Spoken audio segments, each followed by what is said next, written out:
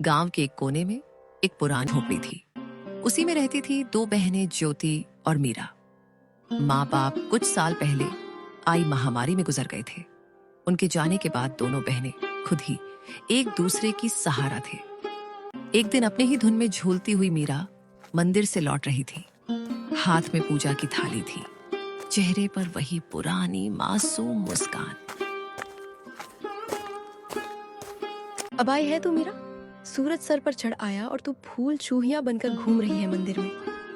दीदी, मैं जल्दी आने वाली थी लेकिन गौरी काकी की बकरी झाड़ियों में फंस गई थी। निकालने में थोड़ी देर हो गई। तेरा क्या है? तू तो सबकी मदद करती घूमती रहे, चाहे घर में चूल्हा जले या ना जले। दीदी, आप गुस्सा क्यों करती हो? माँ कहती थी जो दूसरों के काम आए वही इंसान कहलाता है। माँ अब नहीं है मीरा, और उनके कहे बातों की अब इस दुनिया में कोई मूल्य नहीं रही। अब कोई किसी के लिए कुछ नहीं करता। मीरा चुप हो गई। उसके चेहरे पर हल्की उदासी थी। वो झोपड़ी के कोने में रखे उस लकड़ी के संदूक तक गई जिसमें माँ की यादें अब भी सांस लेती थीं।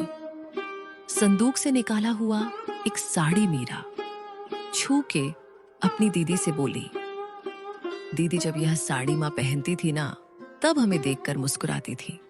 कहती थी तुम दोनों एक दूसरे का सहारा बनना। मीरा की बात सुनते ही ज्योति का चेहरा नम हो गया और उसकी आंखें पल भर को भीग गई। लेकिन ज्योति अपनी भावनाओं को छुपाते हुए मीरा से बोली, मैं तुझसे सख्त हूं मीरा, क्योंकि मैं डरती हूं अगर तुझे भी एक दिन कुछ हो गया तो मैं अकेले कैसे जीऊंगी। इस दुनिया ने मुझसे सब छीन लिया है। मैं नहीं चाहती तू भी मेरी तरह कमजोर पड़ जाए, इसलिए तुझे मजबूत बना रही हूं। दीदी, आप कमजोर नहीं हो, आप ही तो मेरी ताकत हो। अगर आप मेरा हाथ थामे रखो तो दुनिया की आंधी भी मुझे हिला नहीं सकती। मीरा की बात सुन के ज्योति के चेहरे पर उसके माता पिता के जाने के बाद पहली बार हल्की सी मुस्कान आई।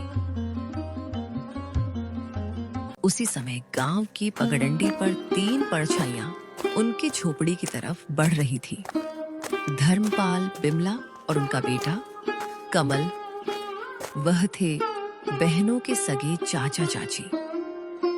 अरे ज्योति, कैसी है मेरी बच्ची? तू ठीक तो है ना? बहुत मुश्किल से जिंदगी बीता रहे होगे ना भैया भाभी के जाने के बाद? हम ठीक हैं चाचा जी, अब जो है उसी में खुश हैं। खुश झोपड़ी में तुम्हारे हिस्से की जमीन को हमारे नाम कर देती तो हम तुम दोनों को अपने यहाँ रहने देते। तुम दोनों बहुत खुश रहती हमारे साथ। हाँ मां, तुम सही कह रही हो। इनका घर भी पुराना हो चुका है और अब ये जमीन भी यूं ही पड़ी है, बर्बाद हो रही है। ये सब सुन के ज्योति की आंखों में आग सी चमक उठी। हमें किसी की जरूरत नहीं। बाबूजी की जमीन हमारी माँ और बाबूजी की आखिरी निशानी है, उसे हम यूं ही नहीं छोड़ेंगे। अरे बेटी, तुम्हारी जो खेतों की जमीन है वह भी तो बंजर ही पड़ी हुई है ना। और वैसे भी दुनिया समझदारी से चलती है और औरतें खेत नहीं जोतती। देख लेना, एक दिन रोती हुई आओगी हमारे पास, तब समझ आएगा कि रिश्तेदारों से मुंह नहीं मोड़ा करते। ज्योति को यह सब सुनाकर तीनों वहां से निकल गए। लेकिन मीरा यह सब घर के अंदर से सुन रही थी। यह सुन के उसका चेहरा उतर गया। दीदी, क्या सच में हम अकेले पड़ जाएंगे? वो लोग हमारी जमीन लेना चाहते हैं ना? हाँ मीरा, पर जब तक मैं जिंदा हूं कोई हमारी जमीन छू भी नहीं सकता। तुझे कुछ नहीं होने दूंगी। रात को चूल्हे के आगे बैठी हुई मीरा अपनी दीदी से बोली, दीदी, माँ की साड़ी मैंने संभाल के फिर से संदूक में रख दी है। और हाँ दीदी, कल भागवत कथा है गांव में, चलोगे ना? मन को थोड़ा शांति मिलेगा सुन के। लोग बातें बनाते हैं मीरा, ताने मारते हैं और सोचते हैं कि हम प्रसाद के लालच में जाते हैं, पर हम तो अच्छे हैं ना।